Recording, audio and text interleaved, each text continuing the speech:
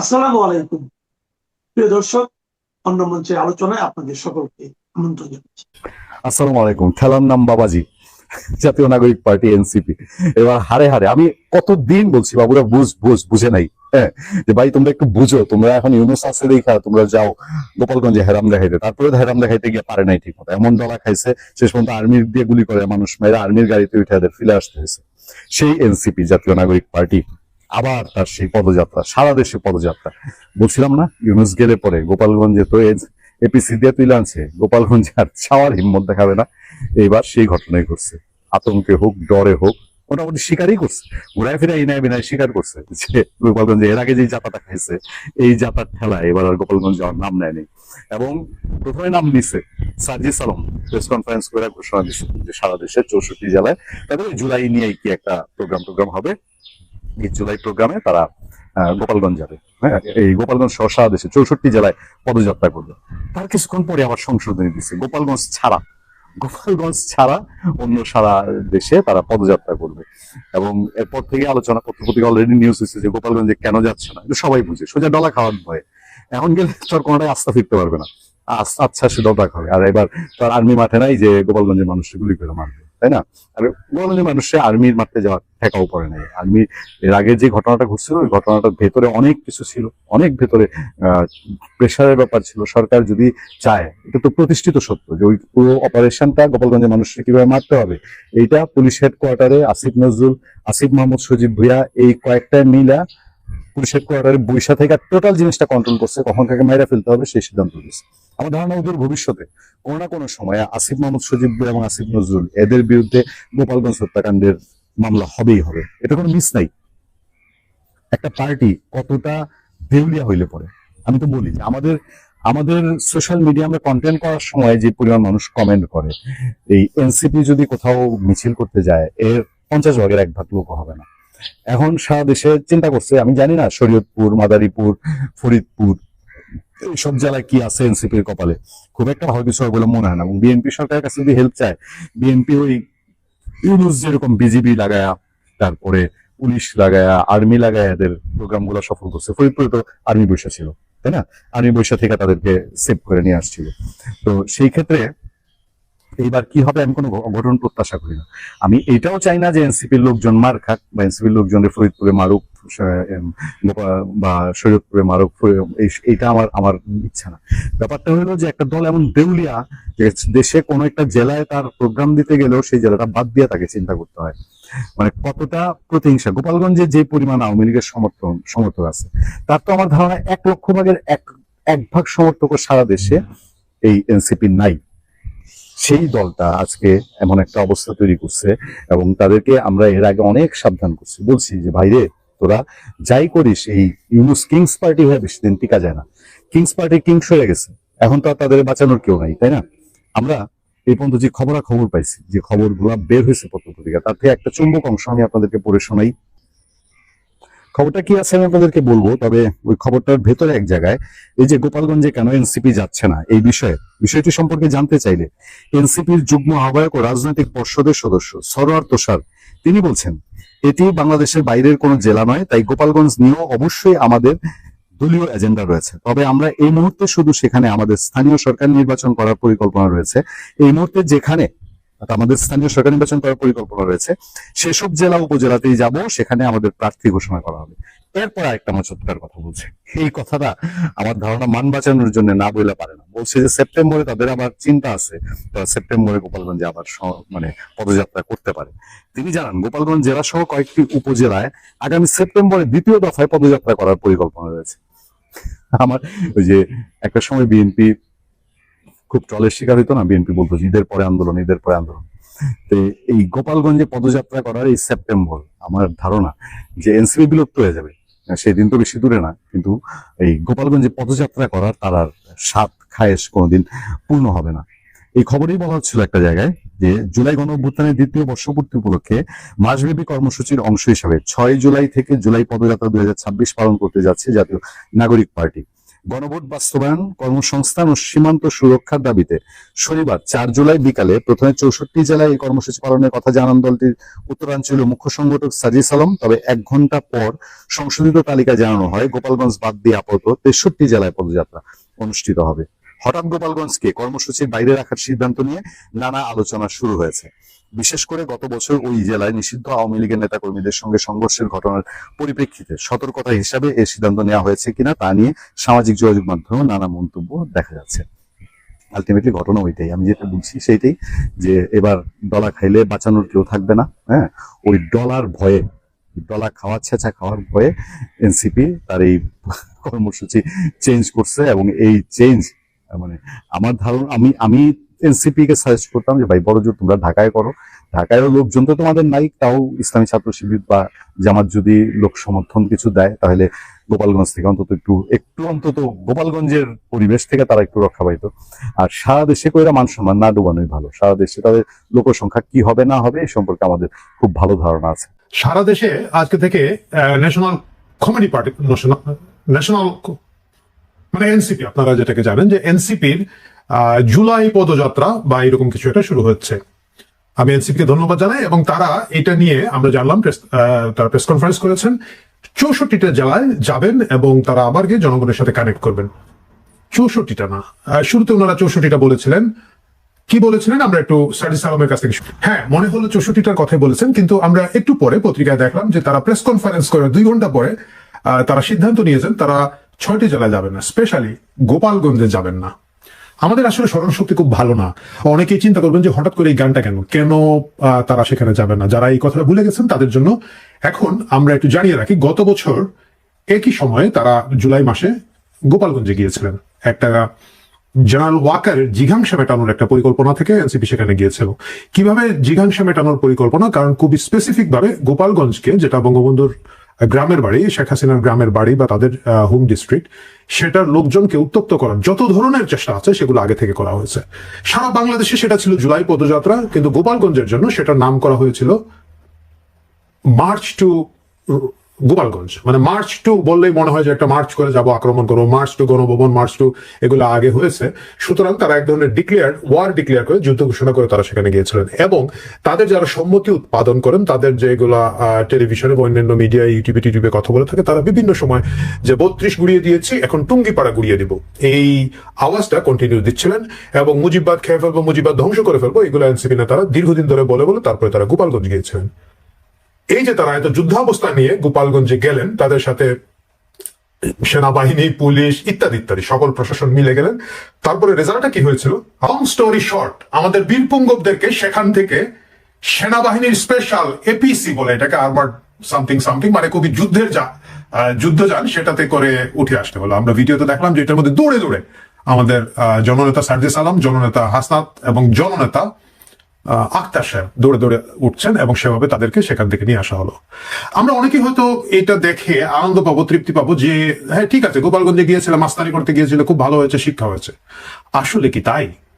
আমাদের এই কথাটা ভুলে গেলে চলবে না। এই ঘটনার প্রেক্ষিতে আমাদের জেনারেল ওয়াকার 5 দিন এই জেলাটাকে ব্লক করে রেখে নিপীড়ন চালিয়েছে, নির্যাতন চালিয়েছে। আমাদের ভুলে গেলে চলবে না, সেই সময় 5 জন মানুষ গোপালগঞ্জকে রক্ষা করার জন্য, টুঙ্গিপাড়াকে রক্ষা করার জন্য সেখানে প্রাণ দিয়েছেন।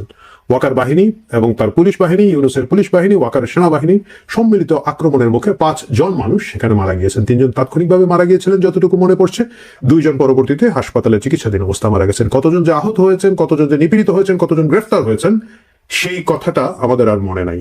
শুধু আমাদের মনে আছে বাংলার একমাত্র বীর, 800 বছরের মধ্যে যিনি সবচেয়ে মহান ছিলেন, আমাদের হাদি শাহমা, তার বিখ্যাত হাদিমাদি ছিঁড়ে ফেলার স্লোগানটা তখন এই গোপালগঞ্জের উপরে ক্ষুব্ধ হয়ে দিয়েছিলেন। তারা যখন ভেবেছিলেন যে সারা বাংলাদেশ তাদের দখলে, তাদের যা ইচ্ছা তাই করতে পারবেন, গোপালগঞ্জের মতো একটা ছোট্ট জেলার সেখানকার কৃষক শ্রমিক জনতা, কিশোর যারা মারা গেছে, 18, 19, 20 বছরের কিশোর মারা গিয়েছিলেন, একজন রিক্সাওয়ালা, সেই কৃষক শ্রমিক জনতা, সাধারণ মানুষ, তাদের এই মাস্তানিকে ওয়াকার, ইউনুস এবং তাদের এই ল্যাংবোর্ডদের মাস্তানিকে সেখানে চ্যালেঞ্জ করেছিল। এবং সেই বিক্ষোভের কারণেই হাদি মাদি ছিঁড়ে ফেলার জন্য গোপালগঞ্জের তারা খুব চিৎকার চেঁচামেচি করছিলেন এবং জেনারেল ওয়াকার সেখানে নির্মম নিপীড়ন চালিয়েছে। বছর ঘুরে এবারও তারা একই নাটক করতে সেখানে যেতে চাচ্ছিল এবং সেই নাটকটা করতে গিয়ে আমার মনে হয় সাজিস আলম আলাদাভাবে গোপালগঞ্জের কথা বলেছেন। আমি জানি না কোনো সাংবাদিক হয়তো জিজ্ঞেস করতে পারেন বা নিজে থেকেই গোপালগঞ্জের কথা বলেছেন। বলার 2 ঘন্টা পরে, আমার ধারণা বলার সময় খেয়াল হয় না, বলার পরে ওয়াকারকে বলেছেন যে আপনার ওই কি এপিসি গুলা রেডি করেন, ট্যাঙ্ক ম্যাঙ্ক দেন, আমরা তো গোপালগঞ্জে যাবো। বেচারা ওয়াকার হোস্টেস করে এসেছেন, এখন হয়তো ভাবছেন যে এনাফ হয়েছে, আজকে ভাই আর মারতে পারবো না। অথবা আমি জানি না, সরকারে যারা আছেন, বিএনপির কোনো দায়িত্বশীল ব্যক্তি হতে বলতে পারেন যে এইসব ফাজলামো আর করা যাবে না। অথবা তাদের মনে হয়েছে এবার যদি এপিসি না থাকে, গতবার এপিসি ছিল, এইবার এপিসি সহই যদি কোনো একটা বিপদ হয়ে যায় তাহলে কি হবে? এত কষ্ট করে, এত মানে সবাই তো আর সার্জিস আলমের মতো জমিদারের নাতি না, বাকিরা তো একটু ডাইনে বায়ে করে কিছু আয় রোজগার করেছেন। তো সাদের টাকা পয়সা কি হবে যদি গোপালগঞ্জে গিয়ে আমরা নিজেই মানে গোপাল হয়ে যাই?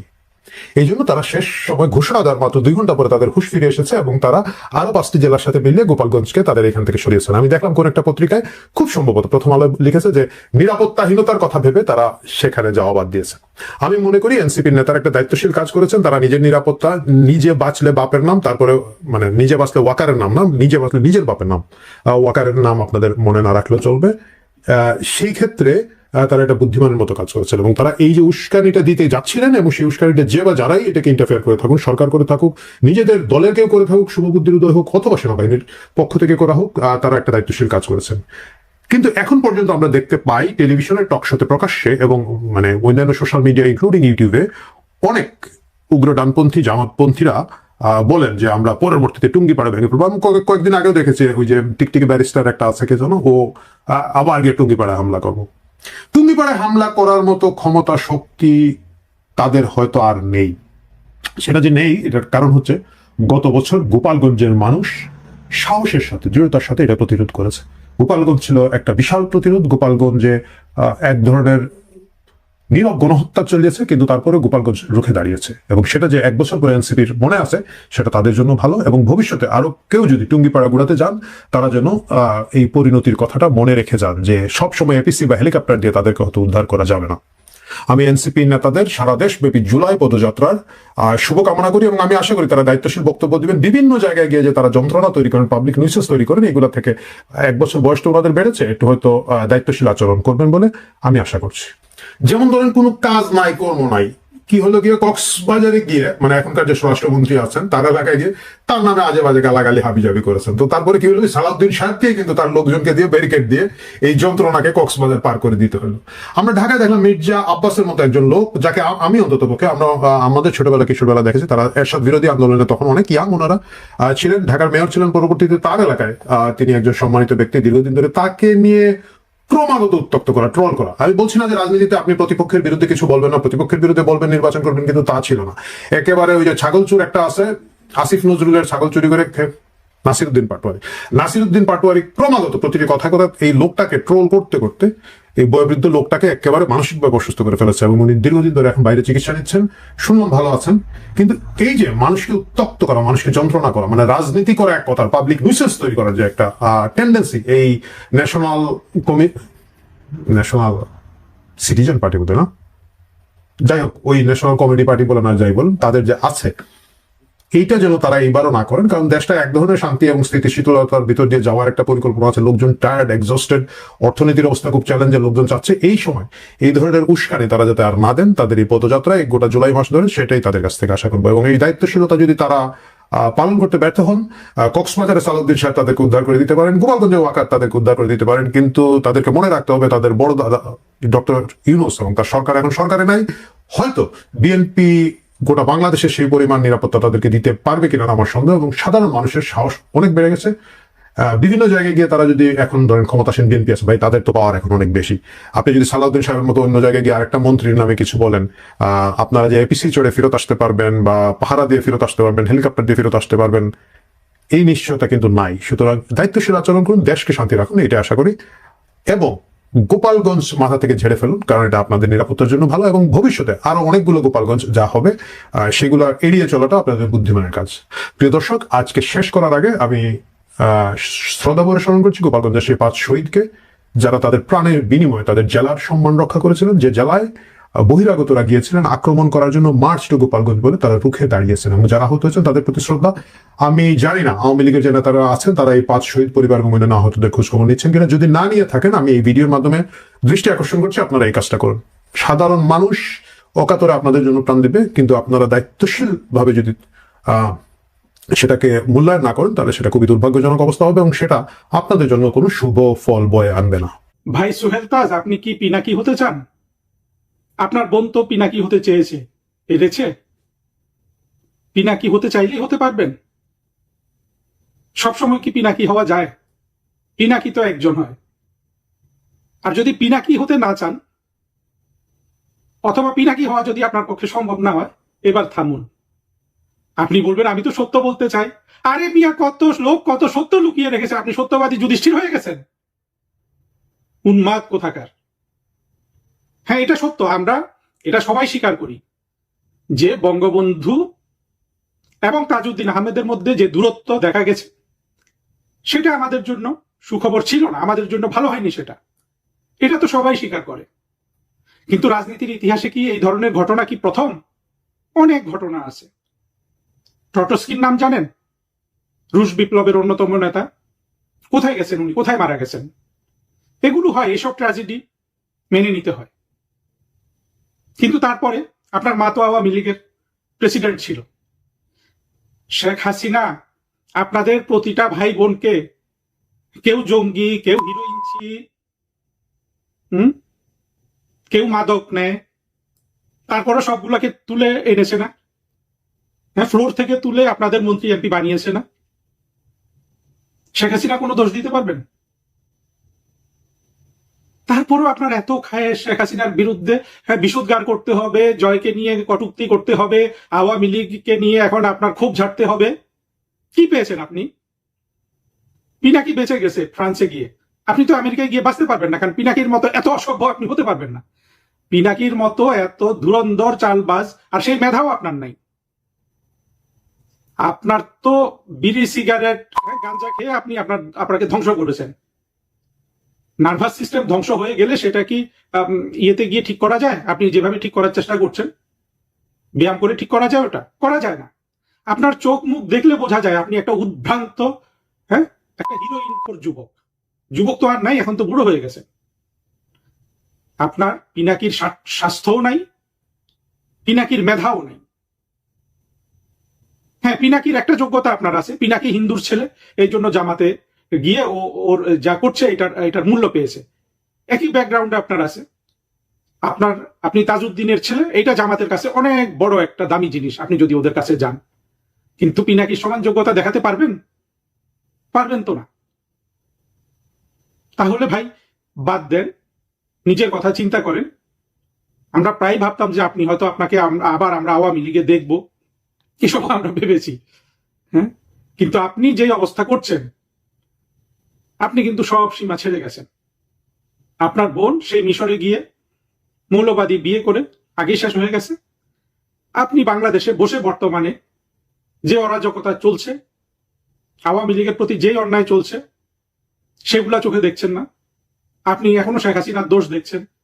আপনি জয়কে বিচার করার কোনো যোগ্যতাই তো আপনার নাই। সোহেল তাজউদ্দিনের ছেলে হয়তো হিরোইনচি হয়েছেন মিয়া, লজ্জা করে না? জয় কি হিরোইন খেয়েছে? জয় গাঁজা খেয়েছে? জয়ের মতো মেধাবী হতে পেরেছেন? অসভ্য কোথাকার। জয়কে নিয়ে কথা বলা আপনার শোভা পায়? জয়ের কথা শুনেছেন? জয়ের মতো গণতান্ত্রিক মানসিকতার মানুষ বাংলাদেশে তো একজনও নাই। আপনি এখন যার সুখ্যাতি করতে চাচ্ছেন সেই তারেক রহমান, উনি কি গণতন্ত্র বোঝেন? গণতন্ত্র কি এই যে দেশের 50% মানুষকে নির্বাচনের বাইরে রেখে সেই নির্বাচনে তেরে এসে সারা বাংলাদেশের নেতা হয়ে গেছে এমন ভাব দেখানো? তারেক রহমানের পেছনে কি মুক্তিযুদ্ধের শক্তি আছে? নাই তো। কোন মরিচিকার পেছনে ঘুরেন? আপনার তো আমসালা কোনোটাই নাই সোহেল তাজ, কোনোটাই নাই। ইউনুস দিচ্ছে লাথি, ইউনুসের লেজুর বৃত্তি করেছেন, ইউনুসের লাথি খেয়েছেন, জঙ্গিদের লাথি খেয়েছেন। আপনার বাপের নামে কি রাস্তাঘাট ছিল সেগুলোও মুছে ফেলা হয়েছে। কোথায়? পার্কটার কাছে। কিচ্ছু থাকবে না তো। আওয়ামী লীগ না আসলে তাজউদ্দিনের নামও তো থাকবে না বাংলাদেশে, যে তাজউদ্দিনের নাম নিয়ে নিয়ে এই ধরনের অসভ্যতা করতেছেন। কিচ্ছু থাকবে না তো। আওয়ামী লীগ এসে তাজউদ্দিনকে পুনরুদ্ধার করলেই কেবল সোহেল তাজ আপনারা আবার তাহলে বড় হতে পারবেন। কেন ভাই এমন নির্বুদ্ধিতা করেন? গাঁজা, হিরোইন এগুলা খেলে নার্ভাস সিস্টেম ক্ষতিগ্রস্ত হয়, মানুষ সঠিকভাবে চিন্তা করতে পারে না। কিন্তু আপনার সেগুলো তো এই পর্যায়ে আপনি ক্ষতিগ্রস্ত হয়েছেন বলে মনে হয় না। আপনাকে তো পুরো শয়তান মনে হচ্ছে। শয়তানি বাদ দেন, বাদ যদি না দেন সাজা কিন্তু পাবেন, কঠোর সাজা। এই সাজাগুলো অনেকের জন্য রেডি হচ্ছে, আপনার জন্য পুরস্কার